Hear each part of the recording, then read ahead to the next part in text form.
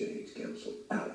What did you learn about ALEC? ALEC is an organization, as I discovered, that's been around since 1973. It has something like 2,000 or more state legislators who belong to it. And ALEC is very, very interested in eliminating public education. It has model legislation which has been copied in state after state, in some cases verbatim. ALEC wants to eliminate collective bargaining, and it's done a good job on that. It wants to eliminate any due process for teachers so that teachers can be fired for any reason. It wants teachers to be judged by test scores. It's done a really good job of that.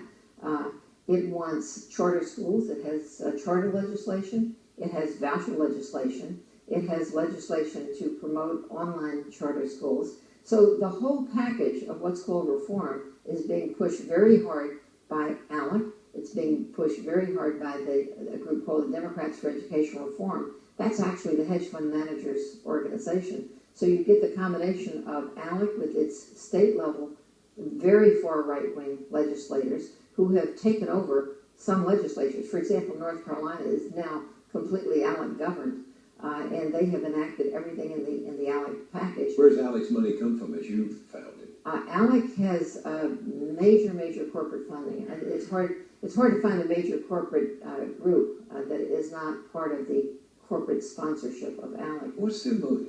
ALEC wants money to flow freely throughout the economy. They do not want any restraints on how they spend and where they spend. They don't even want to be audited if they can avoid that. That's why the charter schools, for example, have fought in court to prevent public audits because they share this philosophy that what they do is their business. So when you set out to follow the money and see how money was driving the privatization movement, what surprised you the most?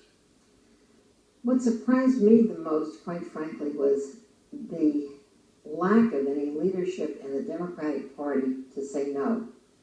And as I saw the amount of campaign contributions in state after state going to both parties, as I realized that anyone who wants to run for president has to go to Wall Street, it became very frightening to think that there might be a political way to actually stop this movement to destroy public education and to monetize public education. So that was very surprising, and I've gone from state to state. I've met with many governors. I've been searching for the political figure who will stand up and say, this is wrong. The closest that I've seen so far is Jerry Brown, but Jerry Brown's my age. He's not going to run for president. What I'm hoping for is that there, somewhere out there is a senator, a governor, a congressman who will say, this has to stop. Public education is an essential part of our democracy, and I don't want the hedge fund managers' money to sell out my public schools. You're almost as old as I am. What keeps you going? Well, you know, what really makes my juices flow is when I see billionaires picking on teachers. When I see billionaires who have never gone to public school, have never sent their children to public school, or their grandchildren if they have them, proclaiming how schools should run and how teachers should teach. I find myself outraged that our public school system is not being strengthened and improved. I don't want it to stay the way it is. I'm not defending the status quo. When I see a status quo that's controlled by the wealthiest people in our country in alliance with the political power in our country, it makes me want to rail against it, and I'm railing against it as best I can. You end your book, in fact, by avowing that the public is not yet ready to relinquish its public schools to speculators, entrepreneurs, ideologues, snake oil salesmen, profit-making businesses, and Wall Street hedge fund managers. How can you be so sure? Well, it's because I see what's happening at the ground level. Working with other people in education, with parent activists, with educators, I helped to found a group called the Network for Public Education. We have parents, we have teachers, we have students, high school students. They're organizing all over the country to fight back.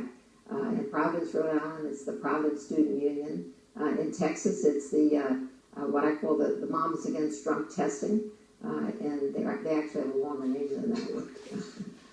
And there are parent groups in Ohio, and Indiana, in Louisiana, the Mama Bears in Tennessee, in Florida, which is one of the keystone states for this kind of what I call corporate reform, where Jeb Bush basically owns that state. He tried twice to get across something called the parent trigger, where parents could take a vote and 51% of them could turn their school over to a corporation. And the parents of Florida, despite the fact that Florida has an all-red legislature, stopped that bill now twice. So I see the parents of Florida and all over this country saying, we don't want the corporations taking over our schools. So it's the grassroots that I'm counting on.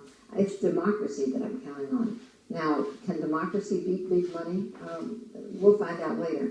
You spoke recently in Austin, and the title of your speech was "Why We Will Win." I was speaking to the Network for Public Education. That's your group. My group. Yeah, they're So all over the country. they came from 400 people, came from all over the country. They paid their own way. We had no corporate sponsorship. We had no foundation money. We actually raised money amongst ourselves to pay scholarships for the kids to come, the high school students who came. So there are two reasons we're going to win. Number one is because everything that these reformers, these so-called reformers, are doing is failing. The charter schools are not outperforming the public schools, and the voucher schools don't outperform the public schools. Despite not taking the kids that they don't want, vouchers do not outperform public schools. Evaluating teachers by test scores, which is one of the big principles of these corporate reformers, has been a disaster. There are many cities and districts that have ended up firing the teacher of the year. There are many teachers. We are having, in fact, a huge crisis in teaching because so many teachers are leaving the profession. There's almost a full frontal attack on the teaching profession, so that whereas it used to be 20 years ago that the average teacher had 15 years experience, it's now down to 1 or 2 years experience. Teachers are leaving the profession because they hate this being evaluated by test score business, because it's what the research shows now overwhelmingly is that it's inaccurate, it's flawed, and good teachers are getting bad evaluations because they're teaching kids with disabilities. Or if they're teaching kids who are gifted, they also get a bad evaluation because the kids are at the ceiling, they can't go any higher. So everything that these guys are pushing has actually failed already. They're not making schools better, and you can't fail your way to success. But that's only one reason why we're winning. The other reason is we're organizing. Students are organizing, high school students are organizing, teachers are organizing and saying they will not give useless tests. We have superintendents speaking out. There's one in Long Island who said, when the test scores come in, I'm throwing them out, they're garbage. We have students in college organizing against this corporate takeover. So I see all these things happening, whether it's Tennessee or Louisiana, state of Washington, Illinois, Wisconsin, Michigan, New York,